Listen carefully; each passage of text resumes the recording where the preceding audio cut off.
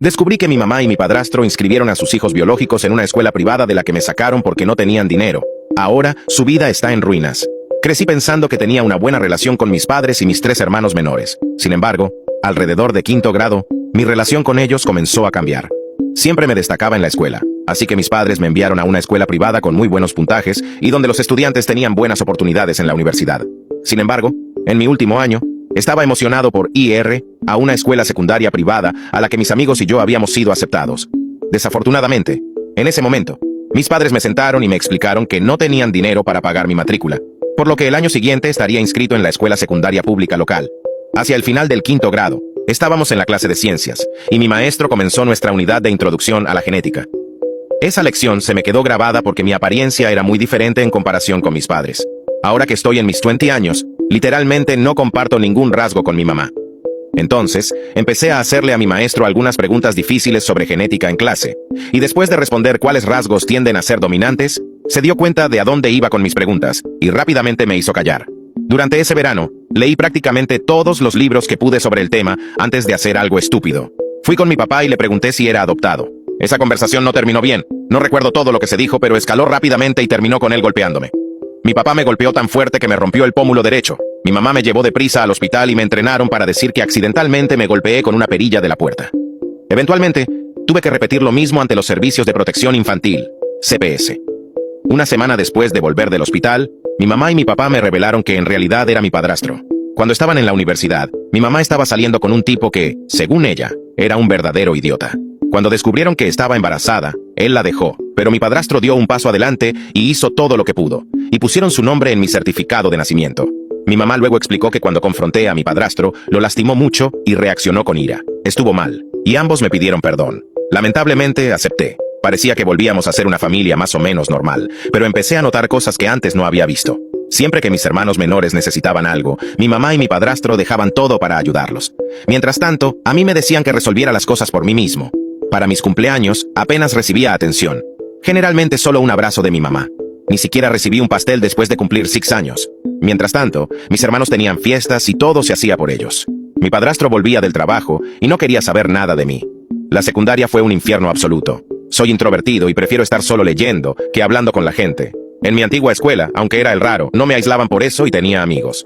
En la escuela pública, rápidamente fui aislado y acosado, lo que provocó que mi salud mental se deteriorara gravemente, y mis padres se negaron a intervenir porque, según ellos, eso te hará más fuerte. Fui acosado, pero me defendí, y entonces se hicieron mis amigos.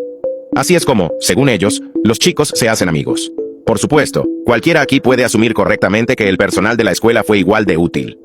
Intenté defenderme una vez, y lo único que conseguí fue que 3 niños diferentes se unieran para golpearme y ser suspendido por 3 días. El único amigo que pude hacer fue un chico mayor llamado Devin. Devin era 3 años mayor que yo, pero me tuvo lástima y decidió protegerme de mis acosadores.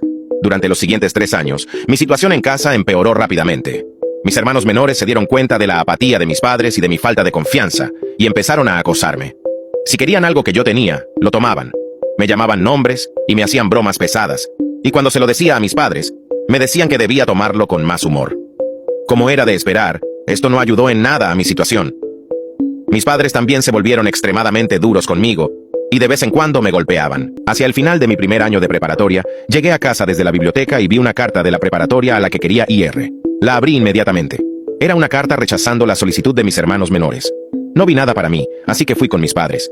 Me castigaron por abrir su correo, pero cuando insistí, me dijeron que mis hermanos menores habían hecho más méritos para asistir a esa preparatoria. Cabe destacar que en ese momento, y antes, tenía calificaciones casi perfectas. Cuando argumenté que si podían pagar la escuela para mis hermanos, entonces también deberían poder pagar la mía, me pegaron por responder y abrir su correo. Un día, al inicio del 8º grado, colapsé, y le conté a Devin sobre mi padre biológico. Había estado pensando en por qué me había abandonado, y si él tenía parte de la culpa de que mi vida fuera como era. Dije muchas otras cosas, pero esa fue la parte clave. Durante mi descanso, revelé que mi mamá recientemente me había dicho el nombre completo de mi papá, y que ahora sabía su nombre. Así que Devin se ofreció a ayudarme a investigar sobre mi papá. Ese día, Devin y yo fuimos a su casa y comenzamos a rastrear a mi papá en internet. Descubrimos que era profesor universitario en una universidad de investigación a unos 200 kilómetros de donde vivíamos. También descubrimos que estaba casado y que tenía otra hermana menor, y que mi madrastra estaba embarazada. Esa noche, Devin y yo ideamos un plan que llevaríamos a cabo al día siguiente. Fui a la escuela, y tan pronto como bajé del autobús, fui al estacionamiento de los estudiantes de preparatoria, Me subí al auto de Devin y nos fuimos. Llegamos a la universidad alrededor del mediodía. Después de estacionar, Devin fue directamente al centro de estudiantes y preguntó en qué oficina trabajaba mi papá y obtuvo instrucciones. Fuimos allí y estaba almorzando, pero cuando regresó aproximadamente una hora después, nos vio sentados fuera de su oficina y nos preguntó quiénes éramos. Recuerdo haberle preguntado su nombre y luego si conocía a mi mamá. Cuando confirmó ambas cosas, le dije quién era yo y que creía que era su hijo. Recuerdo que inmediatamente me abrazó cálidamente y comenzó a decir, «Oh, Dios mío», una y otra vez. Inmediatamente nos llevó a su oficina para hablar y canceló sus clases de ese día. Después de eso, Devin se fue, y mi papá me llevó a casa y me presentó a su familia. Mi madrastra estaba sorprendida. Sabía que mi papá tenía un hijo, pero ver aparecer a un niño de 13 años de la nada es algo sorprendente. Luego me explicaron lo que había sucedido. Según mi papá, él estaba saliendo con mi mamá durante su último año de universidad.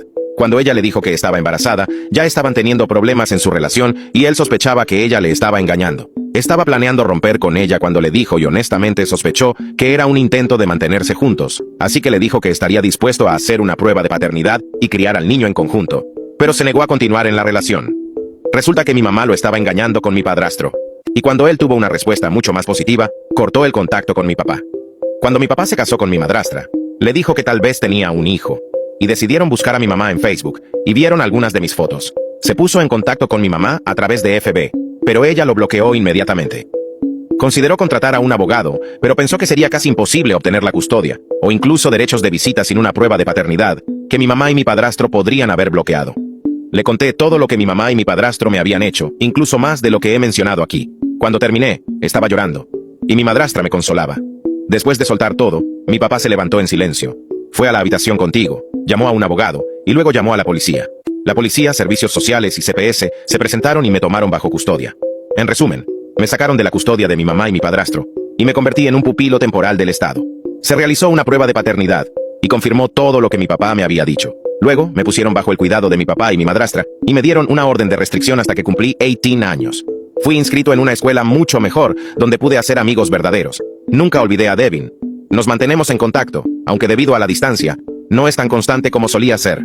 Aún así, hablamos regularmente. Después de la preparatoria fui a la universidad y me volví bastante popular, ya que mi confianza se había reconstruido completamente.